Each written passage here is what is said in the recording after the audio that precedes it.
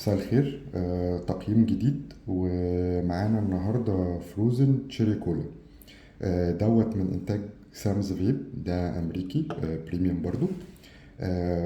جربته مع الدراج اكس، من أحلى الفليفرز الشيري كولا اللي أنا جبتها. however في تيك واحد عليه إن هو مسكر شوية. يعني لو انت مش بتحب الحاجات المسكرة قوي، يعني كنت مثلا باخد منه راوند ولازم اغير لحاجة تانية اقل تسكيرا، لان هو مسكر شوية. وبس رائع جدا. التيست بتاعه خطير. من احلى الحاجات اللي انا جبتها ومسكرة، برغم ان هو كان مسكر ويعني يخليني اجزع في بعض الاحيان واتضايق، لكن كنت بحبه جدا. من اكتر التيست اللي انا بحبها. الدخان بتاعه، خلونا نجرب كده. الله. لا، رائع رائع رائع وممتاز. هايلي ريكومندد.